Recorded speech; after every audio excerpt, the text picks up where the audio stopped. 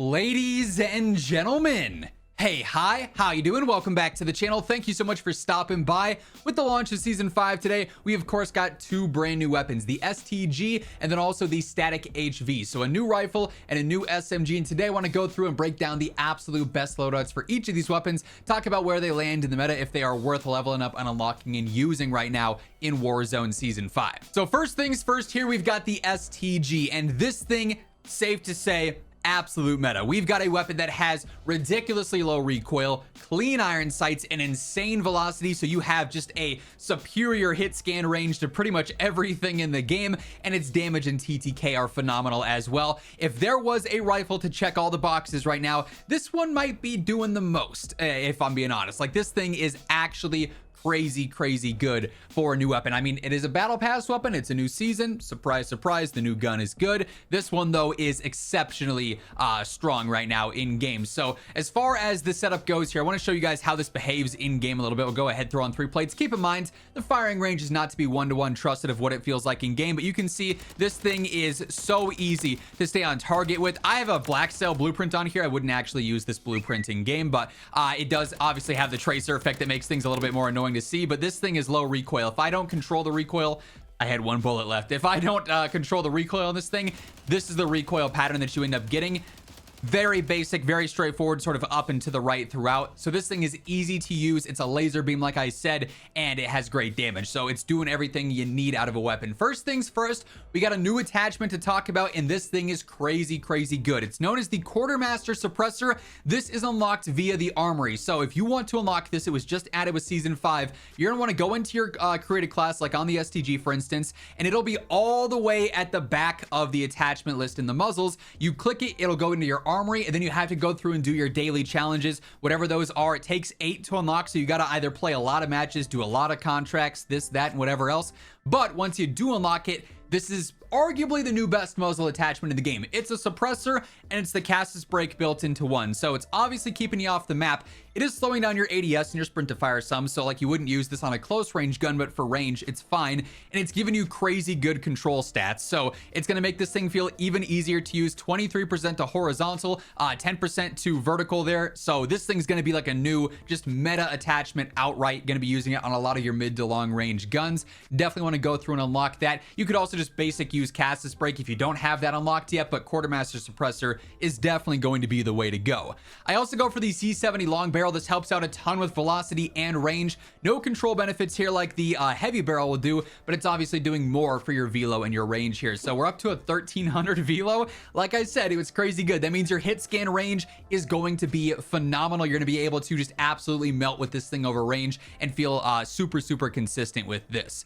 I also got high grain on here, extending out that range and that velocity even more. That's how we get a 1300 on here, which is, like I said, one of the best in the game. I also go for the basic 50 round extended mag, pretty straightforward there. And then I kind of like the combo stock. This does actually take away your ability to use a rear grip, but it helps out with gun control and firing aim stability, and doesn't really hurt your ADS or your sprint to fire that much more than you know, what would be necessary on a mid to long range gun. You could go for an optic instead of a stock here. You could go for an underbarrel instead of the stock here if you care about other things a little bit more, like even more stability, maybe some mobility with like a DR6 could be viable here too. Or if you're not a fan of the irons, but personally I think they're super clean, and considering this is a very low visual recoil weapon, it just works. So this is an incredibly effective, incredibly lethal setup. Absolute meta option for the rifles and for the mid to long range meta right now. Now let's talk about our new SMG. And as we do get into the conversation here, quick reminder, if you are new to the channel or maybe you have not subscribed yet, let's change that. Every single day I got you covered with news, updates, patch notes, and meta breakdowns like these. So if you want to guarantee you're always up to date, be sure to hit that subscribe button. And if you enjoyed this video, if you find it helpful at all, do me a favor and drop a like. It is always really appreciated. So next up here with our Static HV, this thing is crazy. It kind of reminds me of the PDW from like Black Ops 2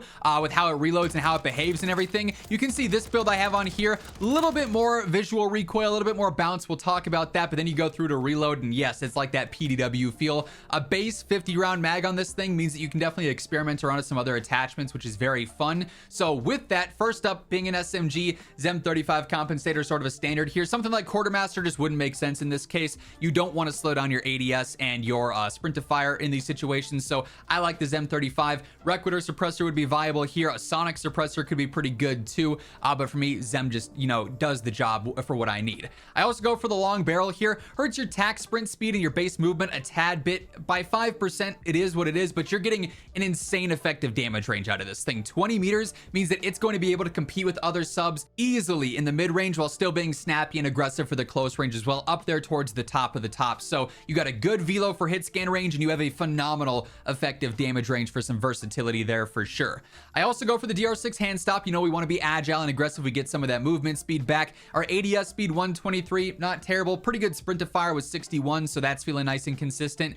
The thing is with this now though is that for whatever reason, it's just got an awkward attachment setup. Like no magazine, obviously, because we got our base 50. I like the clean iron sights, so I don't go for an optic. The rear grips usually are not all that worthwhile. Like they're just not doing all that much for you. They're hurting things that aren't ideal, right? So I don't really pay too much attention to those. And we don't have good MW3 ammo options. It's like this is MW2 ammo. There's no high grain or anything like that, which I'd usually run in this case. So instead, I end up opting for a laser because I guess why not? Helps out that sprint to fire and that ADS some.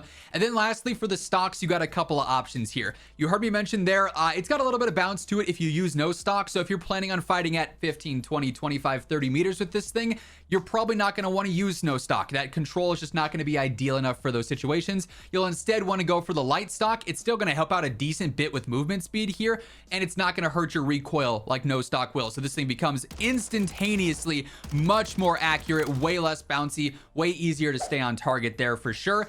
But if you're just exclusively playing the close range, you're all about that run and gun play style, you're flying and frying, no stock would be a viable choice here too.